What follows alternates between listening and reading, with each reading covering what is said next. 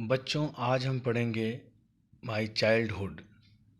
ये lesson doctor APJ Abdul Kalam की autobiography wings of fire से लिया गया है।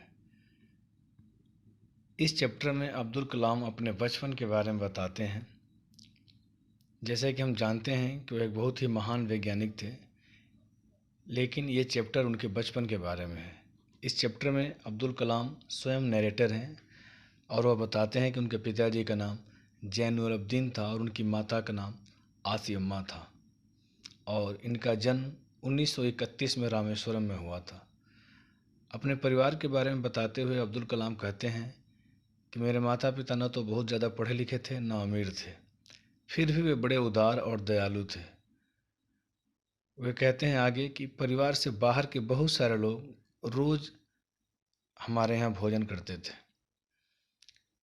अब्दुल कलाम के 3 भाई और 1 बहन थी। वे सभी अपने पूर्वजों से प्राप्त जो पुराना घर था उसमें रहते थे। वह एक बड़ा तथा पक्का मकान था जो कि रामेश्वरम की मस्जिद वाली गली में था। जब अब्दुल कलाम 8 वर्ष के थे 1939 में, तभी दूसरा वर्ल्ड वार शुरू हो गया और अचानक इमली के बीजों की मांग बढ़ गई। अब्दुल कलाम उस समय काफ़ी छोटे थे और उन्होंने भी लोगों की देखा देखी इमली के बीजों को इकट्ठा करना शुरू किया और बाज़ार में जो पड़ोस की एक प्रोविज़न स्टोर थी वहाँ बेचते थे। उसी समय कुछ ट्रेन बंद हो गई जो इनके स्टेशन पर रुकती थी, तो इनके एक चचेरे भाई थे, कजिन थे शमसुद्दीन, जो कि समाचार पत्र डिस्ट्रीब्यूटर थे। तो उनको किसी सहायक की ज़रूरत महसूस हुई, तो अब्दुल कलाम ने अपने कजिन की हेल्प की और इस तरह से अखबार बांटने में, अखबार डिस्ट्रीब्यूट करने में पहली कमाई हुई थी अब्दुल कलाम की। एक घटना का जिक्र करते हुए अब्दुल कलाम साहब बताते हैं कि मेरे माता पिता ने तो मुझे काफ़ी प्रभावित किया, मैंने काफ़ी कुछ उनसे सीखा, लेकिन कुछ मित्रों और अध्यापकों ने भी इन्हें काफ़ी प्रभावित किया। एक घटना का जिक्र करते हुए बताते हैं कि जब मैं 5वीं क्लास में था रामेश्वरम में, तो एक नए अध्यापक आए और उस समय मैं अपने घनिष्ठ मित्र रामानंद शास्त्री के साथ पहली लाइन में बैठा हुआ था। रामानंद शास्त्री रामेश्वरम मंदिर के हिंदू पुजारी के जो पुजारी थे उनके बेटे थे और मैं एक मुसलमानी टोपी लगाए हुए बैठा हुआ मुसलमान था। तो उस नए टीचर को ये बर्दाश्त नहीं हुआ था कि कैसे एक ब्राह्मण के साथ एक मुस्लिम बच्चा बैठा हुआ है। उन्होंने मुझे देख के कहा कि अब्दुल, तुम पीछे वाली लाइन में बैठने चले जाओ, यानी तुम आगे की लाइन से हट जाओ, पीछे जाके बैठ जाओ। मुझे तो बड़ा दुख हुआ, लेकिन मैंने देखा कि मुझसे ज़्यादा दुख रामानंद शास्त्री को हुआ है, जो कि मेरा दोस्त था और मेरे साथ बैठा हुआ था। वो उस समय रो रहे थे और मुझे आजीवन उनकी ये तस्वीर याद रही। उस घटना से मेरे दिल के ऊपर बहुत बड़ा असर हुआ। शाम को रामानंद शास्त्री ने ये घटना अपने पिताजी को बताई और रामानंद शास्त्री के पिता ने उस अध्यापक को बुलाया और समझाया कि बच्चों के दिमाग में इस तरह से सामाजिक विभाजन का जहर न फैलाएं। अध्यापक को अपनी गलती का एहसास हुआ और उन्होंने इसके लिए माफ़ी मांगी। इसके अलावा एक और अध्यापक जो कि जाति विरोधी कार्य कर रहे थे, सभी को एक समान मानते थे, जो इनके साइंस टीचर थे, उनका भी इनके ऊपर काफ़ी असर हुआ। उनके बारे में जिक्र करते हुए अब्दुल कलाम बताते हैं कि मेरे साइंस के अध्यापक शिव सुब्रमण्यम अय्यर ऊंची जाति के ब्राह्मण थे, लेकिन उनकी पत्नी जो थी बड़े ही पुराने विचारों की थी, कंजर्वेटिव थी। हमारे अध्यापक ने, साइंस के टीचर ने, तो सामाजिक बंधनों को तोड़ने का भरसक प्रयास किया। अब्दुल कलाम आगे बताते हैं कि एक दिन मेरे साइंस टीचर ने मुझे अपने घर भोजन का निमंत्रण दिया। जब मैं उनके घर पहुंचा तो उनकी पत्नी ने रसोई में खाना परोसने से इनकार कर दिया क्योंकि मैं एक मुस्लिम था। तब श्री शिव सुब्रमण्यम जो कि टीचर थे साइंस के, उन्होंने अपने हाथों से अब्दुल को खाना परोसा, यानी कलाम साहब को खाना परोसा। ये छोटे थे उस समय और इनके साथ ही बैठ के उन्होंने भी खाना खाया। और अब्दुल कलाम से इनके टीचर ने कहा कि तुम अगले वीकेंड पर आना दोबारा। अगले सप्ताह जब अब्दुल कलाम उनके घर पहुंचे तो उनकी पत्नी स्वयं उनको रसोई में ले गई और अपने हाथों से खाना परोसा। यानी कि उनकी पत्नी को शायद ये बात समझ में आ गई थी कि हर इंसान इंसान होता है, हिंदू मुसलमान का भेदभाव नहीं होना चाहिए। एक और चीज़ का जिक्र वह इस लेसन में करते हैं।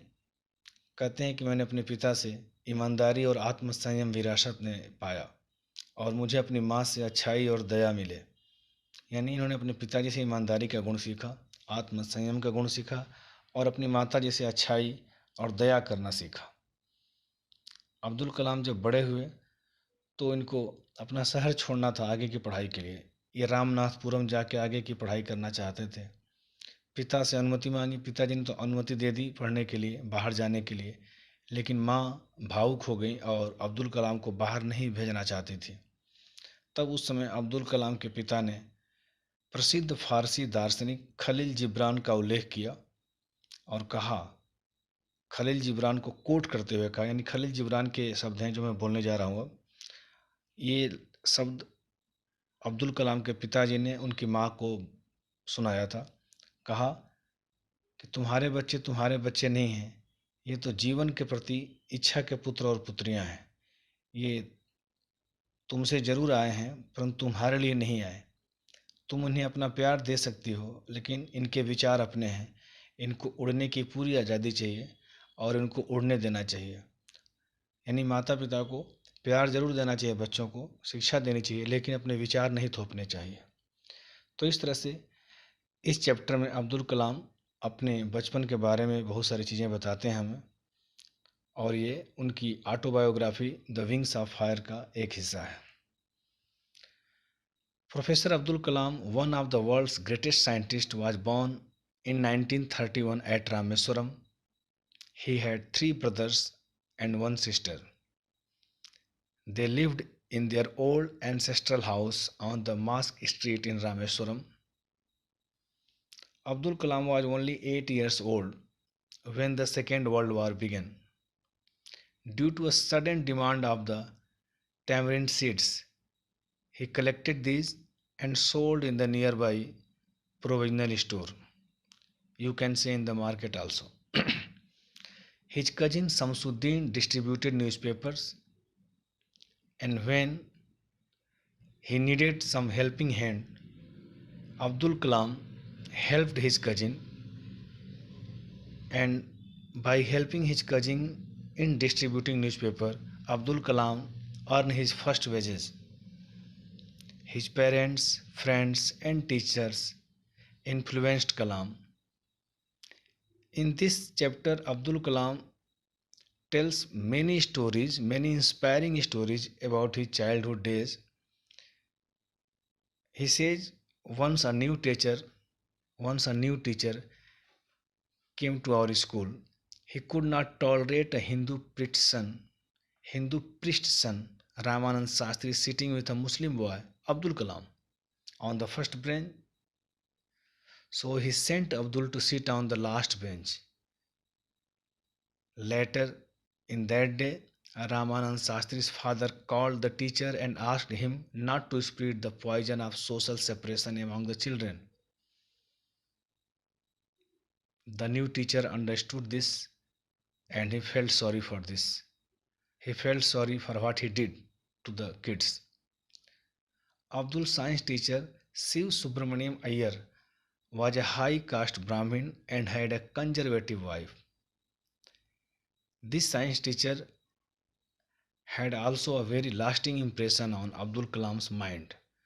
One day, the teacher invited Abdul Kalam to his home for a meal, but his wife refused to serve Abdul because he was a Muslim boy. But Iyer sat down beside him, ate his meal, served by his own hands to Abdul Kalam, and he also requested Kalam to come and join again next weekend for food. And when Abdul Kalam went to his science teacher, this time his wife served food by her own hand. Abdul Kalam inherited honesty and self discipline from his father, as he told in the story. When Abdul grew up, it was the time for him to go to Ramanathpuram for higher studies. He wanted to take his father's permission to go there. His father gave permission to go abroad, to go to Ramnathpuram for higher studies, but his mother started weeping. At that time, his father referred to a great Persian scholar, philosopher, Khalil Gibran. He told her that her children were not hers, they were the sons and daughters of life's longing for itself. They came through her, but not from her. She could give love to them, but their thoughts were theirs own. This consoled Abdul Kalam's mother. So, if you read this chapter very carefully, you will know lots of things about Abdul Kalam's childhood and his family, and you will be inspired that how slowly he learned lots of things from many people, not only from his father but his friends also, and many teachers also gives him lots of inspiration to become Abdul Kalam. Thank you.